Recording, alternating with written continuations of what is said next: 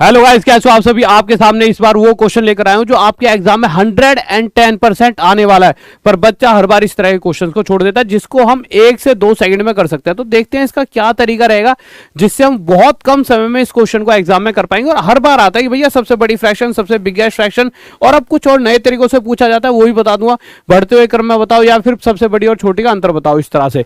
पर मुद्दा क्या है, आपको अगर ये पता लग गया ना जो तरीका मैं बता रहा हूं, उसके बाद वो कुछ भी पूछे आपका आंसर आ जाएगा। आपका तरीका क्या कहता है बच्चों, देखिए कुछ फ्रैक्शन कुछ भिन्न आपके सामने दे रखी है। अब इनके ऊपर और नीचे वाले का आपको अंतर देख लेना। जैसे कि अगर आपको मैं कहूं यहाँ पे बच्चों अंतर क्या है, तो आप सीधा सीधा बता दो सर अंतर यहाँ पर 6 है, ठीक है। और अगर मैं कहूं यहाँ पे अंतर कितना है, तो आप कहोगे सर 3 है। यहाँ पे कितने का अंतर है, 4 का। और यहाँ पे बच्चों 12 का अंतर है। अब आप क्या करो, इस सभी अंतर को आपस में बराबर बना दो। कौन से वाला गैप, जो ये 6, 3, 4, 12 सभी को बराबर बराबर, यानी 12, 4, 3, 6 का एलसीएम लेकर मैंने देखा तो 12 आ रहा था, तो मैंने क्या करा, ये 12 है तो इसे ही 12 बनाने के लिए यहाँ 3 की मल्टीप्लाई।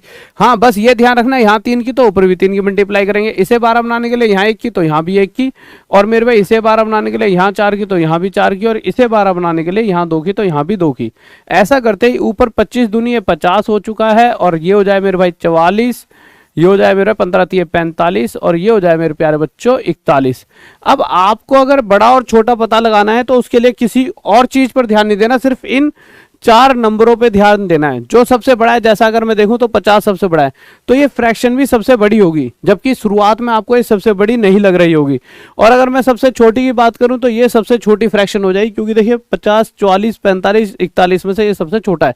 जबकि जब शुरुआत करी होगी तो यही आपको सबसे बड़ी लग रही होगी, पर ये सबसे छोटी है। तो ये सबसे छोटा तो ये सबसे छोटी, और ये सबसे बड़ा तो ये सबसे बड़ी। इसी तरह से अब आप कोई भी क्वेश्चन कर सकते हो। अब आप समझ चुके हो आपको करना क्या है। आपको करना क्या है, इनके बीच का गैप, जैसे 6, 3, 4, 12, सभी गैप को आपस में बराबर कर देंगे। बराबर करने के लिए तो 12 पहले ही है, इसके साथ 3 की मल्टीप्लाई, तो यहाँ भी 3 की, यहाँ मेरे भाई 4 की तो यहाँ भी मेरे प्यारे बच्चों 4 की, यहाँ 2 की तो यहाँ भी 2 की।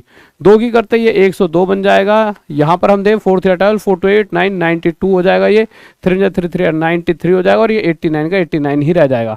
अगर कोई पूछेगा सबसे बड़ा, तो सबसे बड़ा इस समय 102 है, यानी ये सबसे बड़ी है। कोई पूछा सबसे छोटा, तो सबसे छोटा आपके लिए ये हो जाएगा। इसी तरह से आप आंसर दे सकते हो।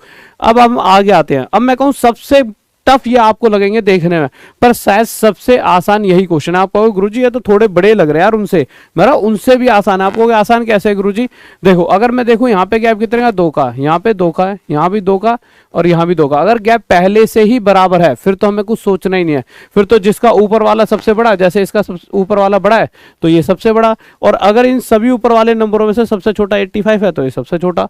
और आसान हो गया। अगर इंक्रीजिंग ऑर्डर में कहेगा कि भाई बढ़ते हुए क्रम में, बढ़ते हुए क्रम का मतलब होता है छोटा बड़ा बड़ा बड़ा, तो सबसे छोटा कौन सा इन सभी में, तो अभी यही बताया था 85, यानी सी। 85 के बाद आ जाएगा मेरे भाई 91, यानी डी।